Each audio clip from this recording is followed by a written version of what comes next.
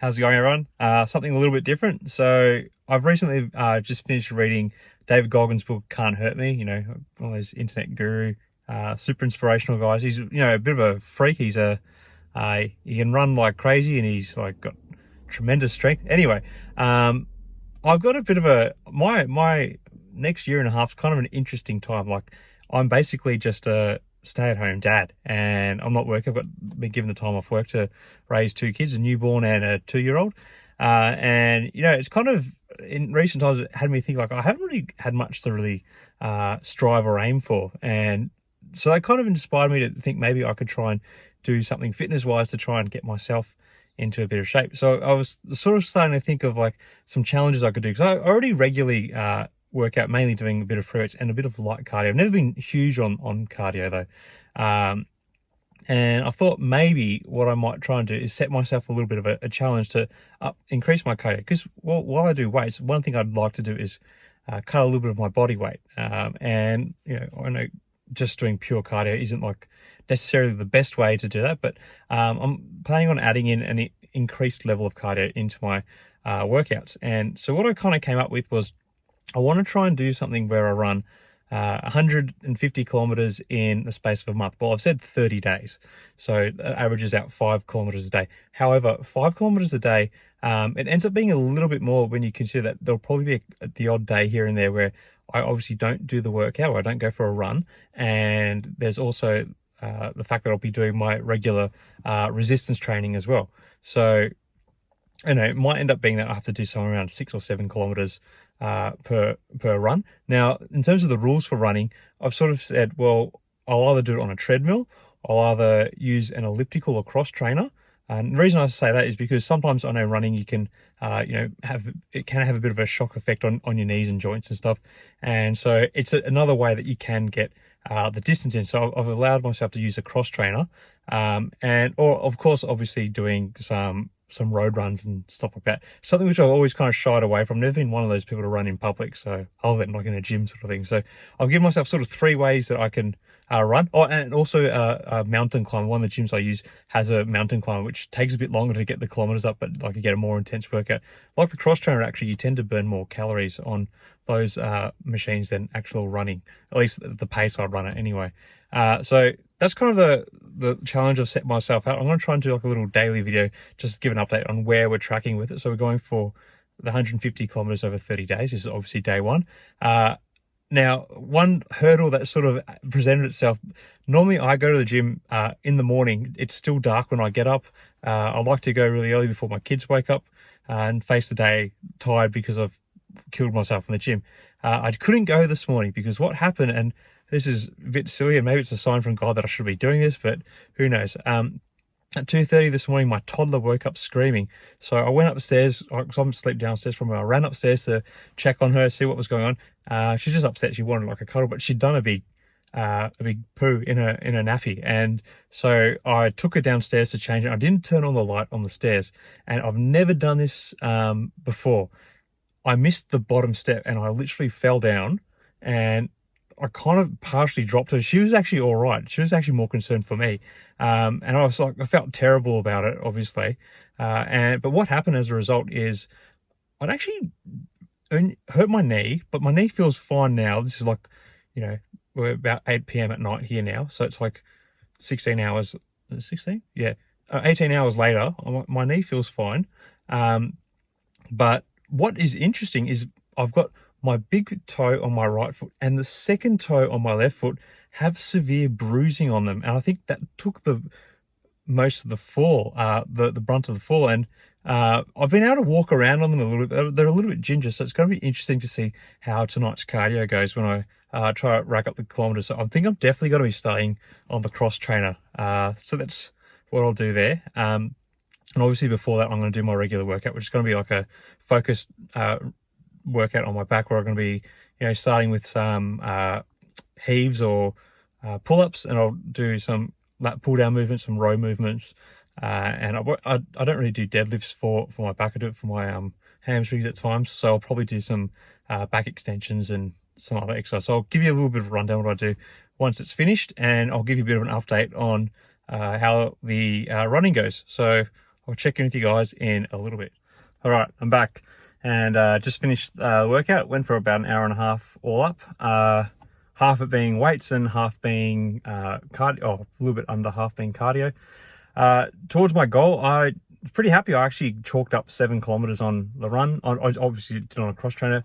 My toes weren't that bad, but there was definitely some discomfort, especially if I try to push it a little bit harder. Generally, if you look at I'll put the stats up of the run now.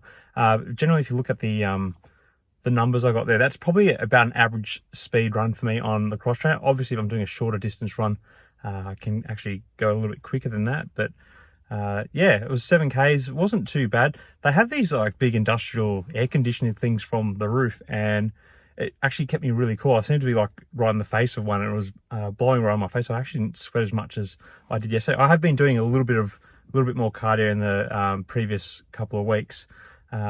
And yeah, yesterday I was sweating a hell of a lot more. I think they had it on like full Balto. We've had a little bit of a heat wave here lately. It was close to 40 degrees Celsius here. Today, I don't know if you play Fahrenheit, I don't know where that stacks up, but it was pretty hot. But we're at the sort of end of that now. It's supposed to be like a big drop off in temperature tomorrow. In terms of my free weight stuff, one of my goals with this is I don't want it to be something where I'm just focusing on getting the 150 kilometers or, just about 90 miles, whatever it is.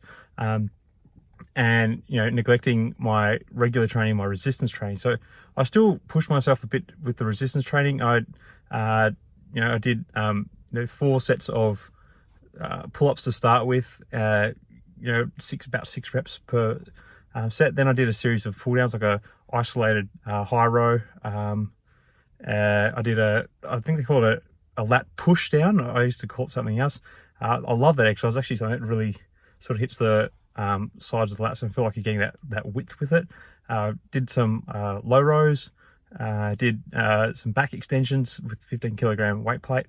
And I just did a fixed pull down movement as well, and doing about 4 or 5 sets of each of those. I usually do about 2 sort of warm up sets to get my feel for what I want to like lift in generally, except for the back extensions. And then the last 2 or 3 sets I'm pushing pretty much to failure at the weight that I'm feeling comfortable with at the day. I don't want to see my lifts get smaller in this challenge, but yeah, so I was pretty happy. It was a pretty solid back workout. The cardio was pretty good. I did feel a little bit sluggish, and I guess like in terms of losing weight, I checked my weight after each workout, and I was about the same as I was yesterday. I guess given that I'm doing it later at night, I've had dinner and stuff, so I'm probably carrying a bit more food around in my tummy, but obviously we're not going to lose the weight straight away. And I was also carrying a glass of red wine in my stomach too, because we're cooking with spaghetti tonight, so you use a bit of red wine in that, so there's a bottle open, may as well have a glass. I'm not looking to like totally disregard my lifestyle that I have. I do enjoy my lifestyle, and I do have the occasional drink. I used to drink a lot more. I've actually cut down a bit lately, but yeah, I'm just trying to really see if I can push this 150 kilometers and perhaps maybe some other benefits, like I might start improving some other areas of my life. Who knows? We'll see. I've got to drive home now. I'm living in a regional part of Australia right now. It's after 10 p.m, so there's likely to be some rabbits and foxes running around on the roads. I might even get the occasional kangaroo, so I've got to be a bit cautious with the drive. I live about 20 kilometers from the gym, so it's always a bit of fun to drive around at night time. But yeah, I'll check back in as I get home, just say a couple more comments, that I'll probably sign off for the video. Yeah. All right, we're now washed and watered. I've had something to eat, something to drink. I came home, had a banana and a protein shake, and then obviously showered. It's after 11 now.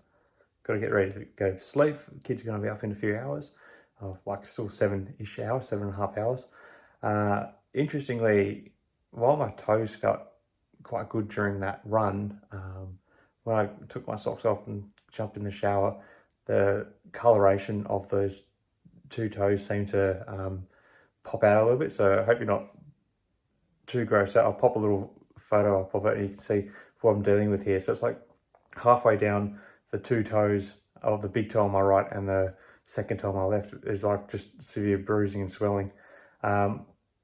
it doesn't give me too much discomfort when I walk, but if I do things like climb stairs and stuff, it does start to hurt. So I think it's something I'm going to have to keep an eye on, just see what happens with it.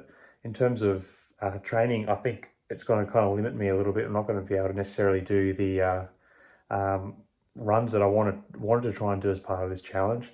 I might have to kind of, at least until it heals up, stick with the the cross trains and perhaps the mountain climbing machines, which don't put any sort of stressful impact on my feet. So yeah, that's a little bit unfortunate, but you've got to push on with the challenge. There was a bit in the David Goggins book where he sort of talked about one of his first like ultra marathon events or whatever it was, where he kind of described it as running on broken legs because he had so many shin splints and stuff from just not training and or not recovering properly from his training and pushing himself too hard. So I guess this is my, in a small way, David Goggins story, except my injuries aren't from overtraining, they are from falling down the stairs last night. So I'll keep an eye on that. Interestingly, and like I was saying just before, it is getting a little bit late at night time, and obviously I have to keep the noise down a little bit because I don't want to wake anyone up. We're in a big house, but relatively big house, but you never know when you're going to get called out in the night. My toddler doesn't normally wake up partway through the night. Does it happen occasionally, like once or twice a month maybe, but yeah, so last night took me by surprise. One thing I don't necessarily like now is that I'm probably going to have to keep sticking to not training first thing in the morning for a little while. I don't think I can get up early enough tomorrow and get my run in and get my training session in before the kids wake up, which is a bit unfortunate. There is a trade-off though. I don't mind training at night because it's a little bit more open-ended. I can just sort of stay as late as I feel like I need to. In the morning, I kind of have to get back by a certain time. I have to be back home before sort of 6:37 to be there when the kids wake up. But at night, I don't have that problem. But the trade-off also at night is that it can be quite hard to go to sleep. So I'm going to end the video here. Let me know your thoughts on, do you think it's better to train during the day or night? And if you train at night, do you have any secrets for getting to sleep? Because normally when it's me, I really struggle to get to sleep. And I'm sure tonight's going to be one of those nights. Yeah, anyway, I hope you enjoy this. Let me know your thoughts on this 30-day challenge. Do you think it's too easy? Do you think you could do it? Am I wasting my time making these videos? I'd love to hear from you all. Until next time, everyone, take care. Cheers.